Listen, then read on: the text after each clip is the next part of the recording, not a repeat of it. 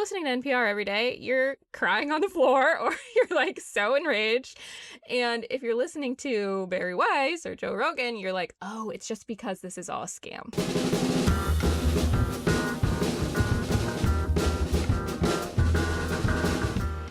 Hello and welcome to In the Meanwhile. I'm Marcus Harrison Green.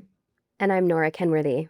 And today, Marcus, I think we're entering your wheelhouse, or should I say House of Horrors? That's right. Please cue the creepy music. We're talking about the news media, or as a friend recently put it, that carnival of fear and distraction that sells you panic at 6 and Prozac at 11. Oh boy. All the words that I would use to discuss the news media this week are swear words. And I think we're not supposed to do that anymore. Unfortunately, you're correct, Nora. Our most loyal listeners, aka our two moms, are writing in with complaints. That, and also, in slightly better news, this is our first week that our show is on air at KVRU Seattle 105.7. Yes. So we officially have to clean up our act for the FCC because, as you know, Marcus, they have standards now. Like Allegedly. canceling anyone who criticizes dear leader. Well, my gosh, I'm surprised that if we won't be behind bars actually in the next 2 weeks or so from some of the things that we're talking about on this episode alone. That being said, we wouldn't want to upset the diligent protectors of free speech that is this current administration, of course. Goodness. But in all seriousness, we plan to bring the same sharp wit to the airwaves as we do to your podcast feeds, folks. And we hope those of you in Seattle will tune in locally and support KVRU, a pillar of local, independent, let me stress that, community-led media. Which I think is actually a great segue to our topic for today. In a timeline of endless scrolling, deep fakes, Bezos bringing blackouts to the whole democracy dies in darkness media empire, it's fair to ask, like, what even is the media anymore? And more importantly, what can it be? And is it even possible to get back to a place where news is meaningful and trusted and independent, as you put it, Marcus, and I don't know, like helpful to society? Those are a lot of existential questions that I ask myself. That haunt your sleep. Daytime and night. Like, I got to tell you, Nora, I mean, we are truly living in a time of extreme media saturation. And I don't know, it's a tale of contrast, right? Because despite having more information at our fingertips than at any point in human history, there's a genuine case that we might be less informed than ever. And adding to that is the fact that we're losing funding for some of the last publicly funded national media institutions in the country, as I'm sure many people are painfully aware. For example, the Corporation for Public Broadcasting is losing federal funding. Both NPR and PBS are basically putting out funding pleas right now that are starting to sound like hostage videos. Yeah, it's like first they came for Sesame Street and now Terry Gross. I mean, we are truly well cooked, I think, friend. We are truly well cooked. But luckily, Marcus has good friends in the business, and he's brought on some incredibly smart folks to join us today to help think through this mess of a media moment, to help shed some light on what's bad, what's worse, and where we can actually turn in the current media landscape. Yeah, that is right. And I think I told my friends before I came on that I felt like Abby Phillips, except with much smarter folks on on our podcast than she usually has on whatever show that is that she does.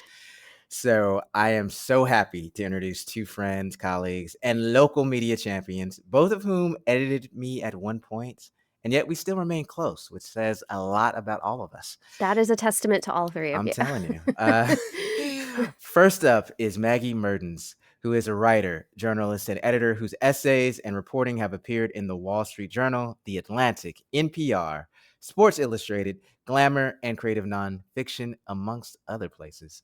Her first book, Better, Faster, Farther, How Running Changed Everything We Know About Women, is a national bestseller. Kudos to her.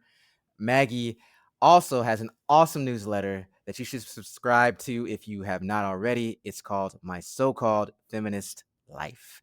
And her most recent piece there discusses Barry Weiss's recent appointment as editor-in-chief of CBS News and what this should show us about the current failed state of media. Also joining us this week is Sarah Stuteville, a former international journalist with a passion for storytelling who reported from over a dozen countries in the Middle East, East Africa, South Asia, and the former Soviet Union. Sarah wrote a column for the Seattle Times on social justice issues and taught journalism and media production at the University of Washington. She's also a therapist, memoirist, and podcaster.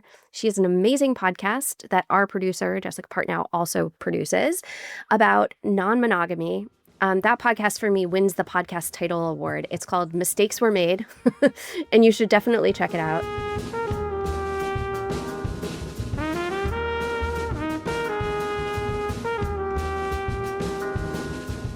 Sarah and Maggie, thank you so much for being here with us in these precarious times, shall we say, for media and society. I want to start off because, everybody is always like, what's wrong with media? It needs to get its act together. But I want to start off with a more fundamental question. And to me, that's not what does the media get wrong? I mean, we're obviously going to talk about that. But what are we getting wrong about media, just in terms of even how we view media? And I want to sort of frame that in something you recently wrote, Maggie and Sarah. I know you agree with this opinion because we've discussed it. But in a recent piece, Maggie, you wrote that the media is not some giant corporate overlord working in concert to assure that some particular message gets out. And so can you just Yeah, expand definitely. upon that a little bit I for think about folks? this a lot, and I don't know if it's because, I'm an independent journalist, I'm a freelancer, and I've been so for, more than a decade. But I get really, it really bothers me when people say something like, the media isn't covering this, or, mainstream media. One of my very good friends, a very educated woman, posted this morning that, the mainstream media, isn't the reason Americans don't trust it is because none of them covered the, Chicago apartment building raid. And I was like, media covered the Chicago apartment building raid. So I do think that there's just this misunderstanding that, media has some agenda, and some media might, right? But that in fact, media is made up of, many, many thousands of different humans, doing our own best work, whatever that may be.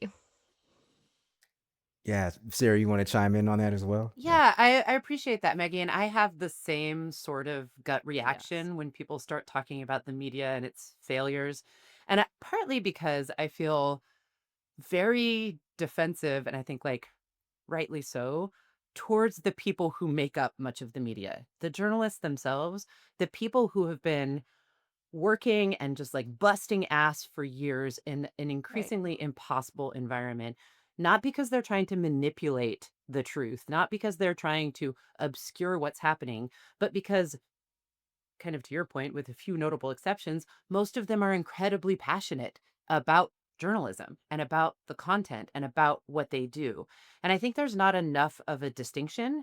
And that was one of the things I really appreciated about your piece was identifying that there are corporate machinations and politics and moneyed interests that are influencing what and we receive and how we receive it. The people who are making the content are, for the most part, incredibly passionate about making that as good as they possibly can. And that seems like an important thing to say. I also, and I'd love to hear what you all have to say about this. It is about who is getting what content and how. And I'm going to throw out an example that made an impression on me this morning just to see if it resonates. Have you all seen the photo of, I believe it's a pastor or a priest, a religious figure in Chicago getting pepper sprayed in the face by ICE? And it was published and photographed by someone from the Chicago Sun-Times, Times Sun, right? And it was one of those photos where you're like, oh my God, at first glance, this looks like the most iconic photo from the civil rights era that you could possibly imagine. Like, this is the kind of photo that will like crack open a country, crack open a conversation about what's happening. And immediately followed up by that, I was like, no, it won't. We're not going to experience it that way. Why aren't we going to experience it that way? And I mean, I think at first glance, it's because we don't all show up in the same place to receive journalism and information in the ways that we used to. I also wonder if there are like more nuanced reasons for that around audience and intention and consumption that worth considering there. Yeah, I to your point, Sarah, like and this has sort of been an ongoing conversation that Nora and I have had on this podcast of sort of the attacks on empathy, right? And the fact that you have a sect of Christianity now saying that empathy is toxic, right? And it's something that shouldn't be practiced, and it's also sinful. And so I continue, and that's bleeding into sort of more mainstream media, if you will. Like I think there was was the podcast Today Explained by Vox, and they had an episode about empathy and is it toxic and so forth.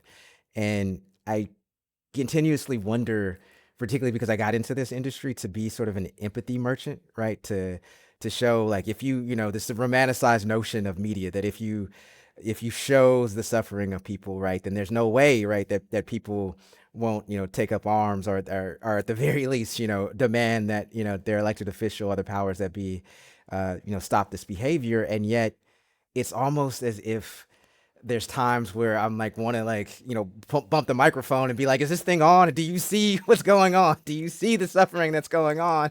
And is anybody hearing, right? And it's almost like, does being the only sane person make you crazy? And that's very much how I feel at times. I don't sorry, I didn't mean to this almost is like group therapy for journalists with Nora as our as a psychoanalyst. But I but I guess I'm saying that to say is, to your point, I mean, is there what I found myself doing is that having to sort of have an article of faith that there is somebody who was going to care. Maybe it's not in the numbers that it once was, but this is going to reach someone somewhere. I don't know. May I just say, as someone who is also a practicing psychotherapist and media maker, this trend of toxic empathy is very activating for me. To use a therapeutic term. It's really Same, girl. it's really scaring me. And I listened to Today Explained pretty regularly, and I saw that was what they were covering, and I was like, I cannot listen to that today. It's gonna ruin my morning. But maybe this speaks to, and Maggie, I'd be so curious to think or to hear you reflect on this. Is there a problem with the audience? And I know that's like kind of the question we're not allowed to ask because we have so much power and because like it's our responsibility to meet them where they're at. But is that the kind of like unspoken implication here, that there's something about where the audience actually is and what they're willing to receive that we need to talk about? Yeah. I mean, I think about this obviously a lot too. And I told people for a while, like, especially just doing a lot of, for a while I was doing a lot of kind of think pieces for national publications, and it was sort of like you'd pour months into something, right? That you were like, oh, this is a hot topic. This is going to get people thinking. This is smart.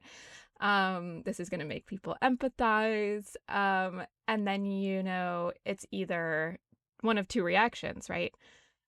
A drop in the ocean of the internet that you hear nothing, and that feels not great. Or outrage, right? And like this social media intensity that is fueled by rage and people trying to, dunk on you essentially, right? And like this kind of like troll mentality. And what I've had to kind of come around to is that neither of those are really real.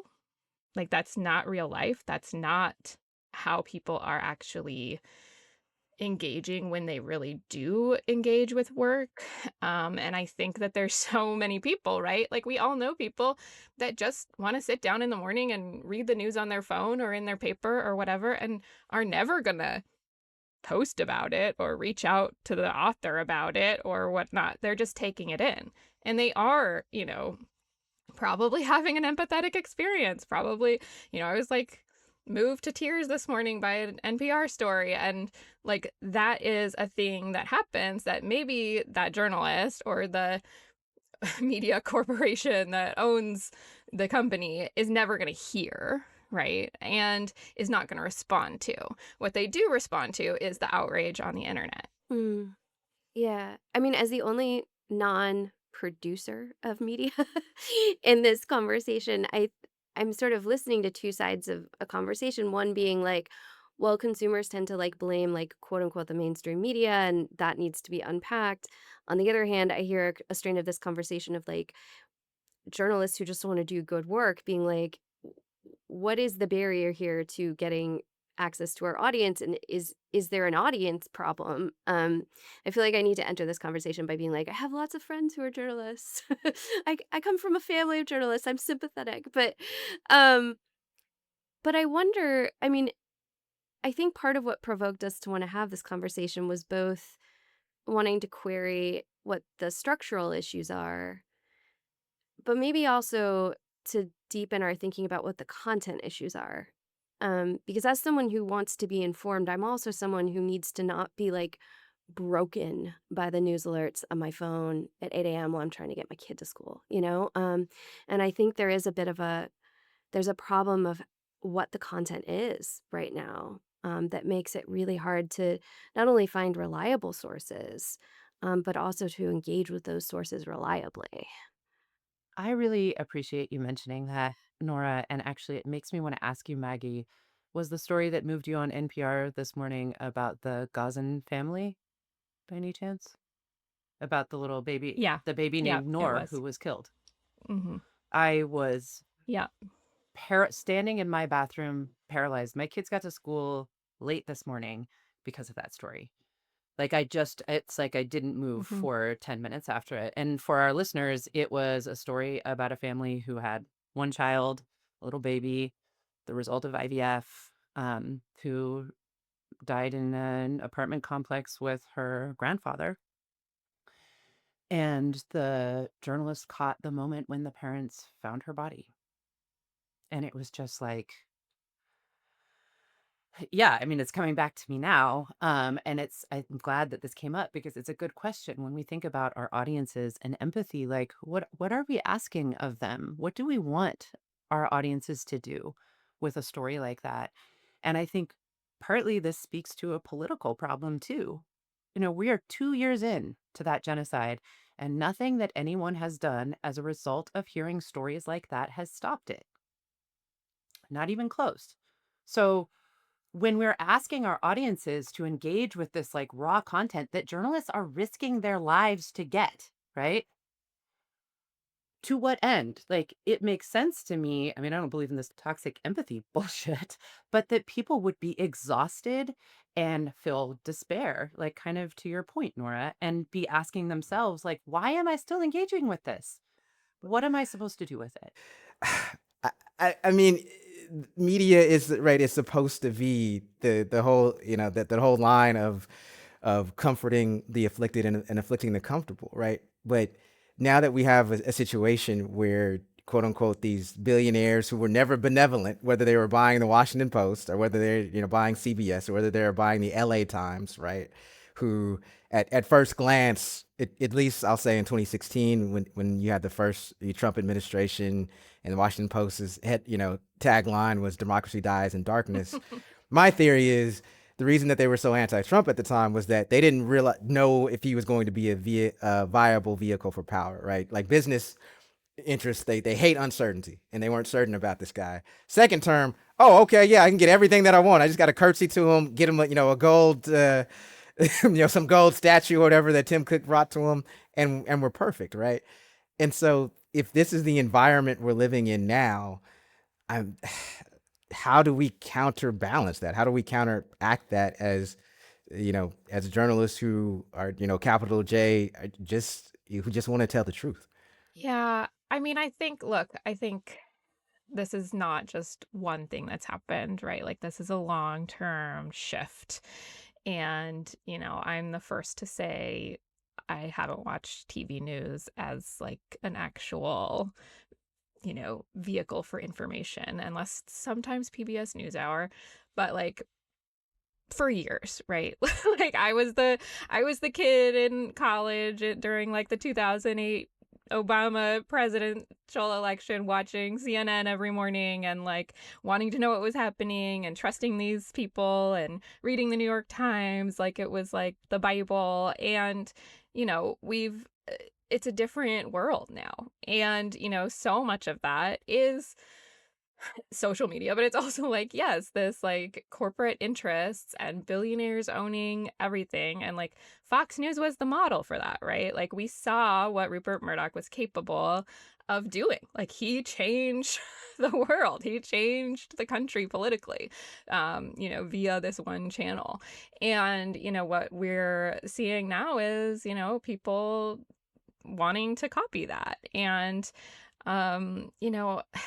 it's just it's a hard thing, but to me, it's like that's why independent journalism is so, so, so important. And when you look at kind of the history of fascism or authoritarian regimes, you see so much independent journalism, and that is really where people get the real news. And, they have to come around to recognizing that like these powerful institutions might not be the most trustworthy, because we don't trust, right, like the powers that be at the moment, and maybe we shouldn't ever trust all of them. But I think, and to Sarah's point earlier, that doesn't mean that every journalist at the Washington Post is like crooked or like doing Jeff Bezos's dirty work. In fact, I think most of them are probably trying to work against Jeff Bezos in a lot of ways. Yeah, the ones who right? haven't been fired. Um, Yes.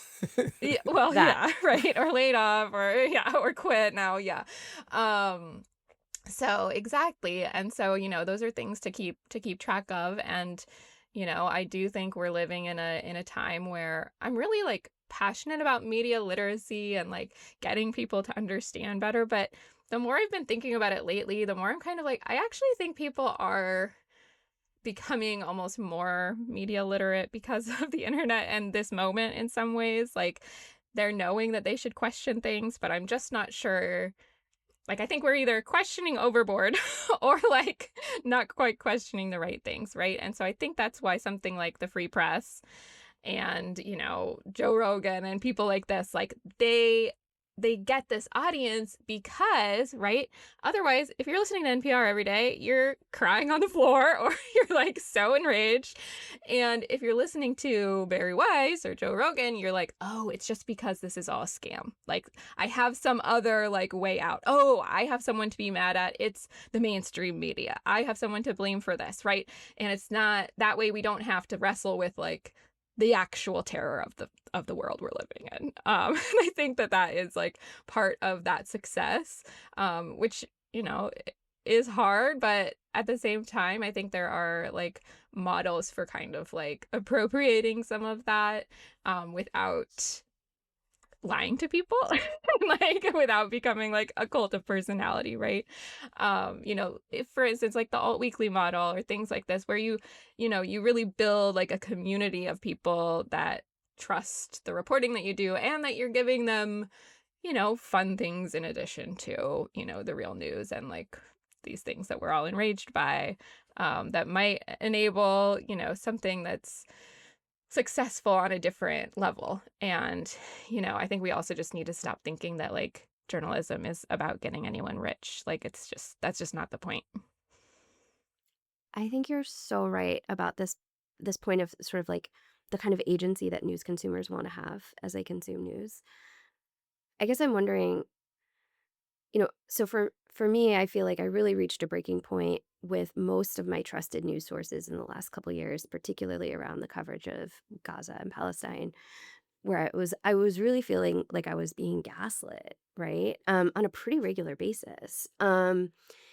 And that for me felt like a really different experience than sometimes being like, oh, I disagree with this piece or this bent, or, like maybe I need to kind of switch sources to something that's, a little bit more independent. But like, what does a responsible citizen's news diet look like right now in a time when there's Substack and there's YouTube and there's Instagram reporters and there's y- I, I don't feel like I have a sense of how to build that for myself, even as like a fairly engaged and well informed, like media consumer. I want to acknowledge in all of the ways that media has become is doing such a disservice to the audience in the ways that it has just been broken up and then reconsolidated and, a money-making machine essentially. And that idea that like power is going to power, right? Power behaves in predictable ways. Marcus, you were speaking to that point earlier when you were like, oh, they didn't like Trump until they realized he wasn't going to threaten their power, right? And media companies are incredibly powerful, and so it is not in their interest to be encouraging disruption of power hierarchies. And that is just true. Like that power behaves this way and we know it, right? So then it puts this incredible burden on the audience and the consumer. Like, how do they engage with that content, knowing that to be true?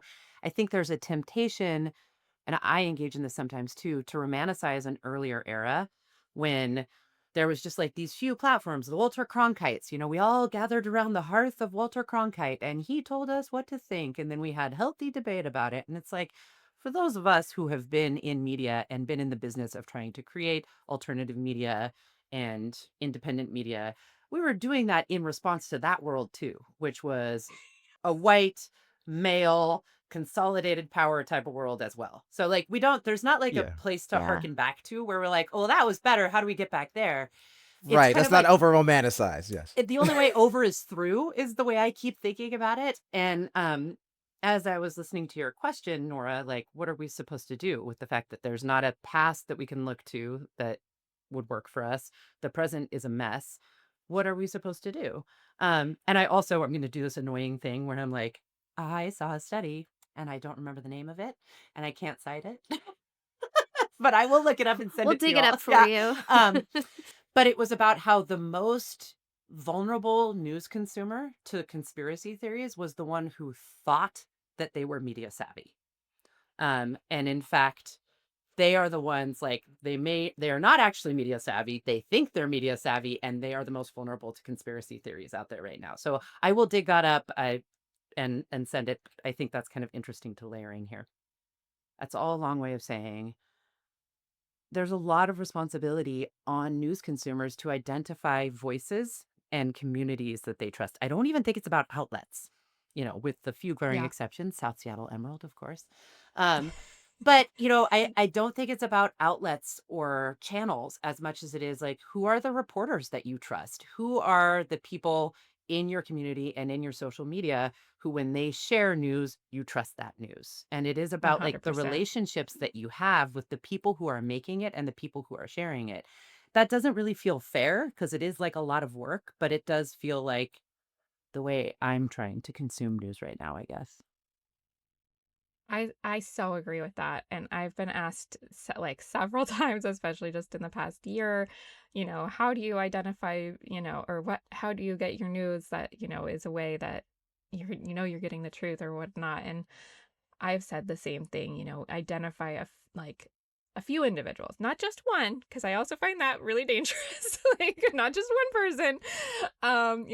3 to 5 maybe, like people, writers that you really trust, really have appreciated their reporting in the past, or like you said, like someone who's gathering and who is like has a background in media, has a background in journalism, posts the things that they feel are important, And again, like trust nothing implicitly. Like I just don't even something I write myself, like I know that there is going to be something that I'm missing, or that, someone misspoke or I misquote, we are all human and we are all going to make mistakes, and journalism is like an art form and it is not a science. Like there is not one big truth, like there isn't. And so, I think again, when we get upset with traditional media or something, where it feels like an institution is gaslighting us. I went through this a lot. I've been going through this a lot with the New York Times in terms of coverage of transgender youth and sports and medicine. And that has really hurt my relationship with that institution. And at the same time, I know that there are still writers there that I trust, right? I know that I can kind of see the dog whistle and turn away from that.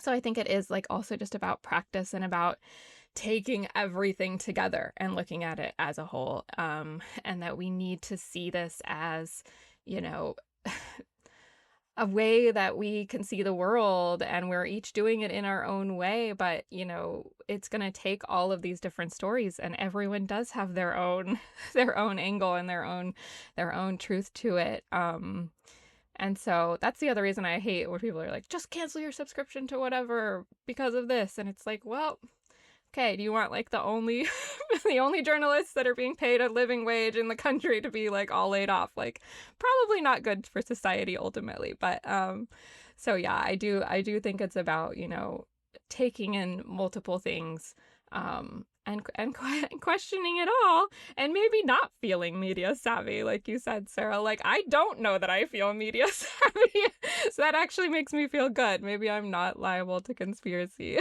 um, but I do think it's about really like trying to be discerning and taking Right. things in and being open, right?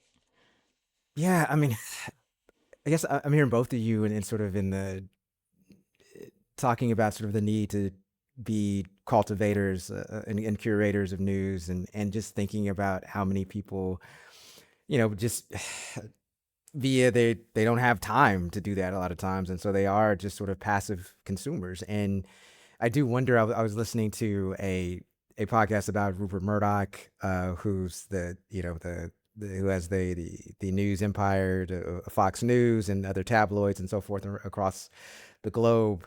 And they were saying what his legacy will eventually be is that he was able to codify into reality two different realities in the United States, right? That, I mean, obviously that existed before in pockets, but the fact that you can have people who have a completely different frame of reference, completely different foundation about what is going on in day-to-day life than other people, and he profited from that. And so what I, particularly right now where we're at in this society, I just wonder, is there a way back from that? And like how how does that happen? Because when people talk about Poland and how, at least temporarily, how it was able to beat back fascism, they cite the media industry and the fact that they were able to continuously tell the truth about what was going on there. And I look at our media industry in comparison, and we don't quite have the same infrastructure, shall we say. I mean, I think that is one of the more complicated questions here. For those of us who are journalists who think about truth and objectivity all the time, one of the reasons I got into journalism back in the like independent media center days of the WTO in downtown Seattle was for shout out to anybody who remembers those. Um, and then, continued on in nonprofit media and independent media in the ways that I did was because I didn't accept that there was an objective truth and that like the people who were telling us what it was were right. And at the same time, in this moment, and to your point, Marcus, I'm like, it seems really problematic that we can't identify any truth that we can kind of gather around at all. And so I actually am struggling to hold those things at the same time, and understand like how do we recognize that objectivity doesn't exist in that kind of more old-fashioned journalistic way? And also, we need to find points of contact around truth and facts so that we can like keep together in a collective right now. And I don't have an answer to that, but I maybe the smarter among me on this podcast do. Oh my gosh, that's such an important point, and it also brings me back to the point that we were sort of making about how people identify themselves as media consumers. I think we have very much a sort of like membership model of media consumption in the US where it's like, I belong to the cult of Fox News. No, I'm giving up my Washington Post subscription and it's a fundamental identity shift for me, right? I think we're all guilty of doing this in some way rather than thinking about sort of the types of information that we want to get and where we want to get it from. We think about where we belong, right? As Mhm. members of a highly polarized community. And I wonder if that's contributing to that experience of not having a certain common ground of truth. Although I think it's also important, this is something that science has had to reckon with so much recently, that to really begin to engage with the idea that there is no one objective place from which we do this work. There's no one objective truth, right? What we have to be is more humble and transparent about how we come to the knowledge that we profess to have. I don't think that's an answer to your question, though. It does make me think about why this attack on empathy, the toxic empathy thing, is so upsetting to me, is because maybe at bottom, that is this elemental shared true experience among people that we can empathize with each other's pain. And Right. the idea God, that that's that's like dark. under attack, and they're like, no, that's the Ugh. wrong instinct. I'm like, that's all we have left. Right, because I mean, I think that's God, what you're probably allows you. right. Right, I mean, that allows like children you to see images of children zip tied, right, in a Chicago apartment building as ICE is it gets done in the aftermath of ICE raiding it, and not you know be in an uproar about it, right? Because it's those people, right? I mean, I think dehumanization has to be sort of foundational to any authoritarian regime. Otherwise, it can't be successful, right? Yeah. But do you feel like the toxic empathy thing is just another talking point? Like it's just another like thing that people can get riled up about or like because I mean it's the same as like not having an objective truth or like wondering that thinking that like everyone else is a conspiracy theorist. Okay, right? And it's like it's not true. Or like if we're in like a large I have like a very large extended family with like very diverse political beliefs and I was like at a family wedding recently and I was thinking like oh this is going to be dicey like people are going to say like we're going to talk about Charlie Kirk or something for the large majority, like, we were all on the same page that, like, shit is crazy, like, Trump is, like, doing very illegal things, like, all of this stuff. You've got a few fringers out there, but, like, I do think generally when you, like or, talking to my neighbors about ICE, like, talking to my, like, neighborhood about, like, what's going on, like, they know what's going on. Like, they do we know this, and we know that it's scary, and I guess that it's Well, just we're, that we're in different group chats, Maggie. Because whew, and I'm not, What are you saying? I, What are yours? No, I am not, genuinely. and I want to be clear. I am not at all discounting your experience at all. I'm just, I would just say in terms of, I, I mean, it's like to my mother the other day. Like she does intakes for folks who are very low income, struggling for food just to feed their families, and at least. Yeah, and these are people like I'm talking about beyond the below the poverty threshold that is the quote unquote official poverty threshold, and she'll have people Mhm. white, black, Mexican, and everything else who are like, yeah, I don't actually see what's so bad about what Trump is doing. That they are literally impacted by things that he is doing, and are like, Yeah. you should have seen it from what it was before. And it's like, well, we don't know what those kids were doing beforehand. Maybe they were throwing rocks at the right. It's like you're willing to give the benefit of the doubt to the folks in power, right? You're willing to give the benefit of the doubt to the ICE agents, but not the kids. You don't see yourself maybe in that position, right? I mean, you're not able to empathize with yourself and with those people in that position. And so that's, to me, I don't know. I see it as, I guess I see it as more than just a ploy. I see it as something that is an actual strategy, quite frankly.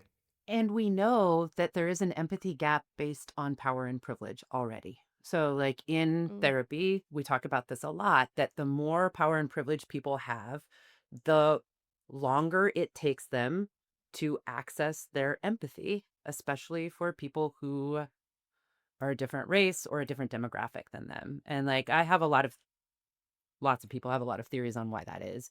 But I think in part because to continue to enforce a social hierarchy, an oppressive social hierarchy, you actually have to distance yourself from your empathy. Um, so we know that that's happening.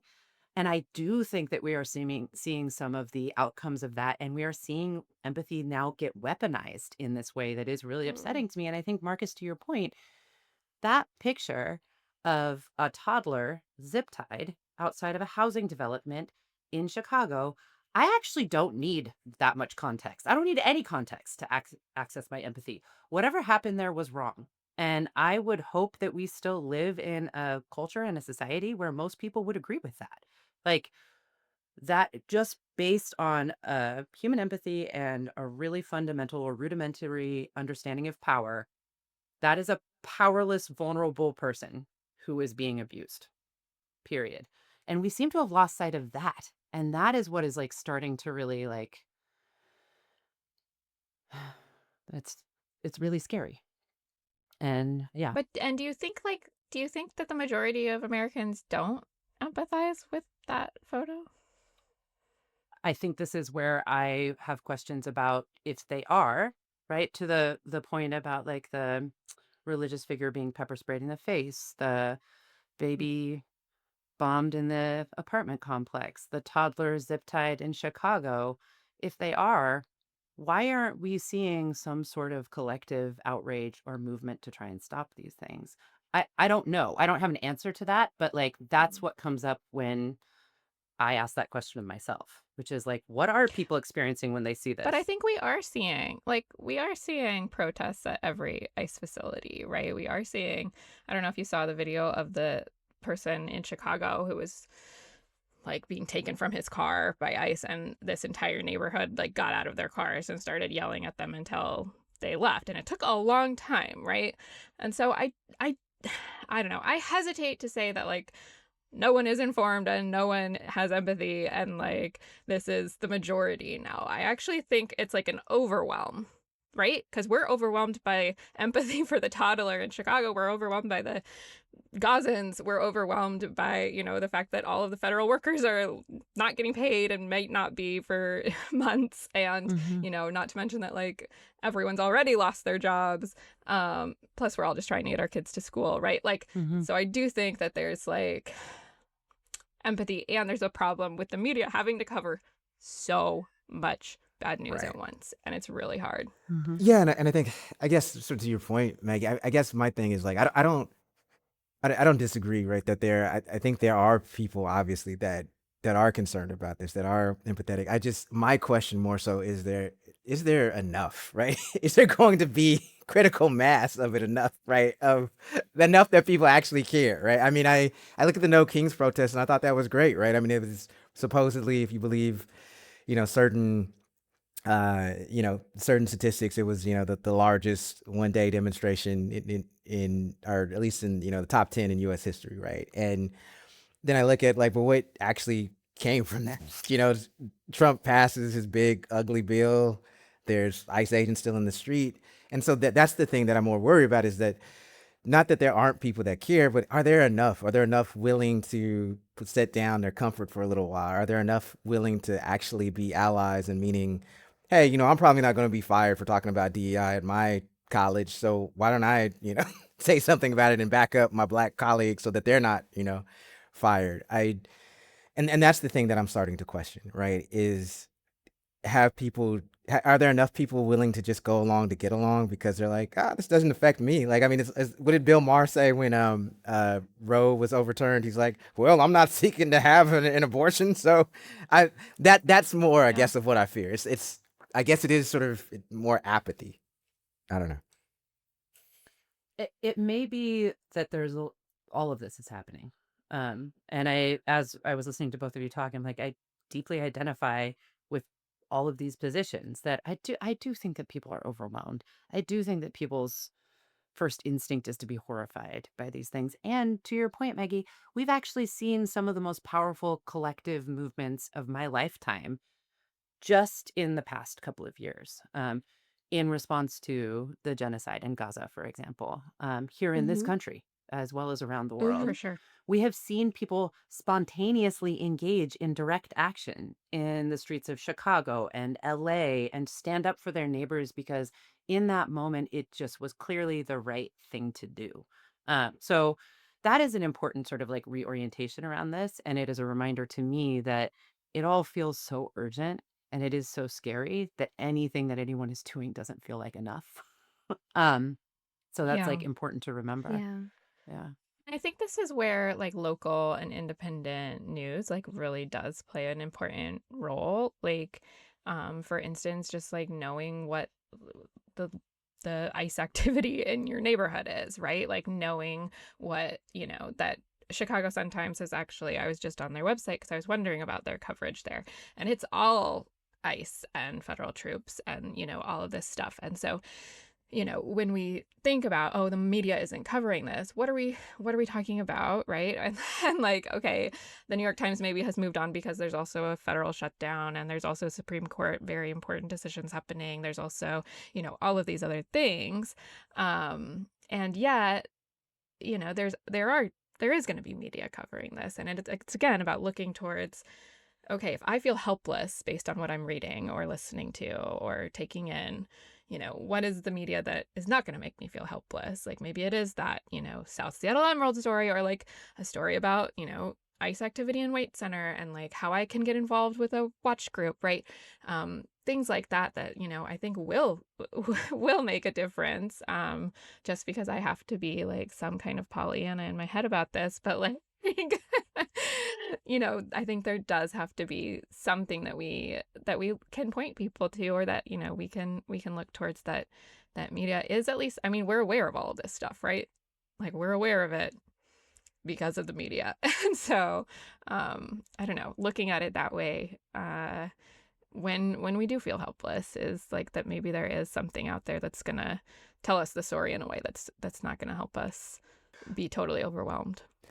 Yeah, I do want to just make sure to get this question in because I know we have to wrap up soon with you all. But like I for listeners who know my story, I was originally in the hedge fund world. I was making a lot of money. It was a lot more than I'm making as a journalist, shall we say, considerably more. And um, but I'm in this industry and I continue to love it and I continue to love this business, even though at times it doesn't seem to always love us back.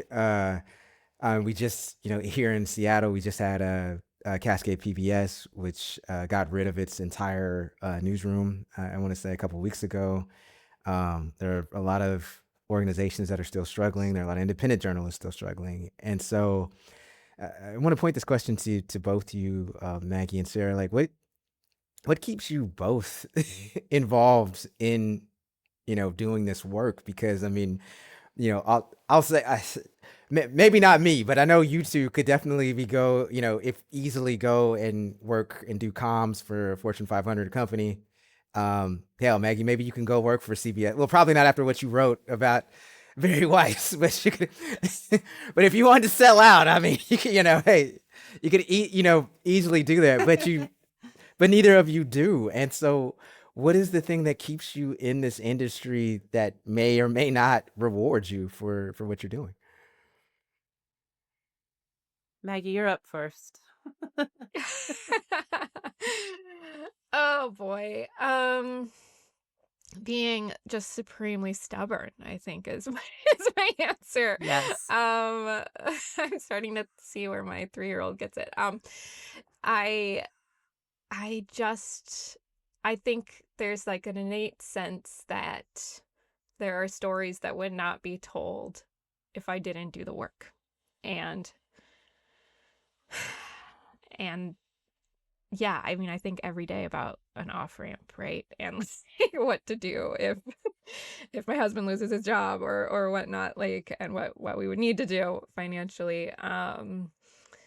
But yeah, I think there's important stories, and I still have some weird hope that, like, yeah, what I'm writing matters and might help people think about things in a new way that is helpful to everyone and, makes people a little more empathetic. Um, so maybe this is just all for naught, if that's becoming a not a thing. But yeah, no, I see that this is just something I've just always felt there was some power in yeah, holding the powerful accountable, um and just letting people know that like there's more than you originally thought to whatever story it is. Yeah, and thank God you're doing that. You know, I just like it's so and this is what gets me when people start talking about the media and kind of like taking journalists to task for the way the world looks. I'm like, it's the journalists who are out here just absolutely really risking a lot and with real stakes, like real skin in the game because they care about what's happening. And I did sell out. So, I tried to get out of journalism and it keeps sucking me back. Uh, I ended up leaving journalism when I had my kids, Maggie. And it's kind of a long story, but the short story was it was too hard. Like trying to fight this fight and do this work and get a paycheck and navigate the online hate and the self-doubt and the 1 a.m. phone calls while also trying to raise babies. I was like, I mean, I had a mental health crisis. And I was like, I can't do it. Ended up going back to graduate school to become a therapist, and went into private practice. So I am now in the position. This was not the initial plan. I was like, and journalism can go to hell. I never want to talk to it again. I never want to see it again. I don't even want to look at it again. Um, but here I am. And within honestly a year of that private practice, I was back writing for different publications, making media. So I have the privileged position of a job that I do 3 days a week that allows me to pay the bills so that I can do this job 2 days a week that doesn't. And that's not a model that I want to be the standard for journalism. It's not good. It's not okay, but that's how I did it, where I'm doing it. And why? Why can I not quit journalism? Why can't I quit you, journalism? Um, I think Sounds like a therapy yeah, it question. is. Believe me, I've been there in therapy. Going back to the IMCs, being a 19-year-old in the WTO protests in Seattle, having my whole life really upended, my entire worldview profoundly shifted by that experience. My life path was profoundly shifted by that experience, by getting shot by rubber bullets by the cops for the first time, by getting tear gassed for the first time, by having this like larger world around globalization, global capitalism, colonialism, racism. I was like, my brain was on fire and it was so intense. And then to see the coverage of that, in places like the Seattle Times, just not even remotely represent the experience that I was having or the issues that I cared about there or the 50,000 other people who were in the streets. So the power of going into the IMCs, the independent media centers, and them saying like, well, we can make the media.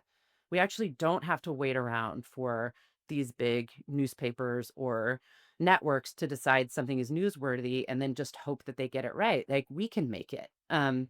And I think like that, speaking of Pollyanna-ish, like that is idealistic and it's complex and, journalism requires a lot of training and dedication and a kind of like rigor that you don't dip into and out of. And it has, I've learned those lessons the hard way on either side of news outlets. Um, but I think that initial passion that sort of bloomed in me at that time that we get to write the narrative of what is happening. Uh, that there isn't, first of all, just one, and that narrative isn't going to be owned by the people in power. But in fact, that like these narratives of what are happening in the times that we live through are also ours to tell and engage with.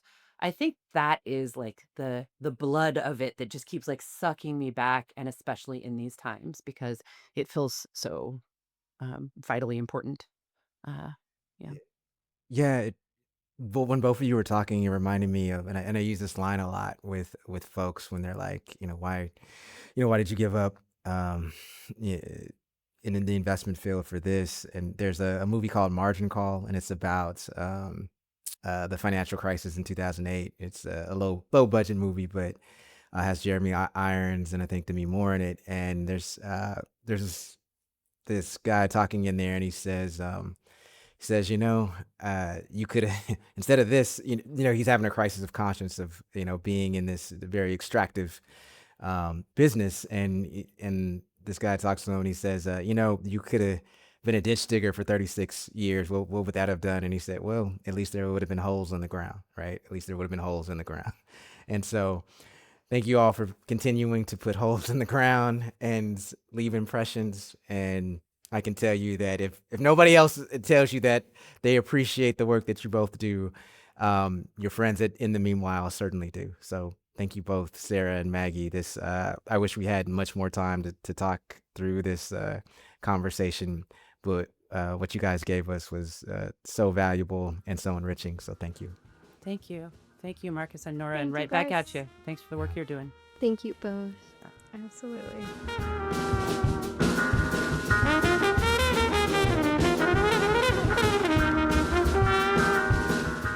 I must tell you, Nora, that I felt like reverse Abby Phillips, there where it's with this conversation. Like I mean, not only am I'm a male, but I actually had we had a wonderful panel of folks who are actually smart, know what the hell that they're talking about, and it I think challenged us, certainly challenged my thinking in all the ways that you're supposed to challenge thinking, in meaning that you leave the conversation more enriched than you were before.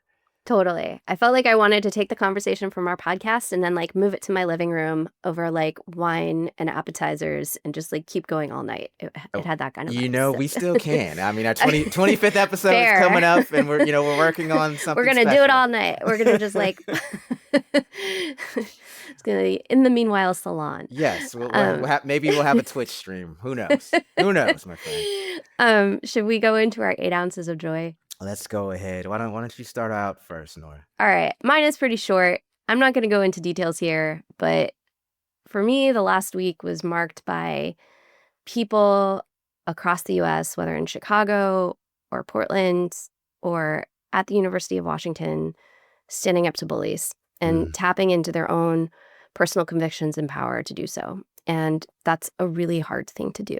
And it's just been really inspiring to watch everyday people do that. And so yes, I'm grateful to all of those folks. Absolutely. Hard but necessary, of course. Yes. I'll keep mine short as well. It was actually something that Maggie said earlier when she was talking about, going to a family gathering and, the wedding, and, witnessing people there who, even though they had very stark and, alternative beliefs from hers, that ultimately, right, everybody was able to sort of share this sort of foundation of humanity. And I think I forget that at times when I think, particularly being in journalism and in the media, and just having to tap into the news cycle every single day, and you truly do see the worst of humanity, and you're kind of continuously fed that, and you kind of forget sometimes that, oh yeah, ultimately, at least hopefully, most people are just going about their day-to-day life. They're trying to make sense of this world just like we all are. And, and I do think that there are more people, right, who are, I hate to use the term fundamentally good, because I think people are fundamentally people, right, with good and bad impulses. Exactly.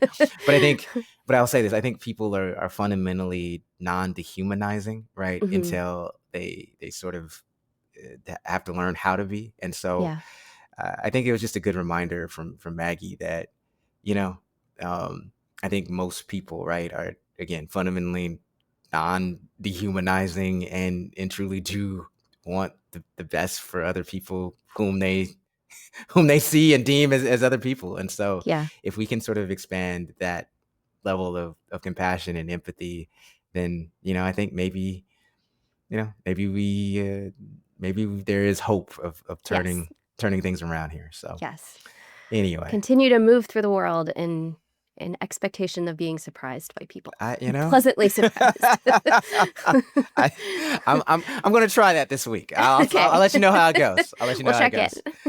All right. Well, with that being said, folks, unlike the miserable souls at the FCC who have to hate listen to every episode of ours, we are glad you're here and grateful that you spend an hour of your time with us. And thanks to our guests, Maggie Mertens and Sarah Stuteville, for joining us. And give their work a listen and a follow when you can.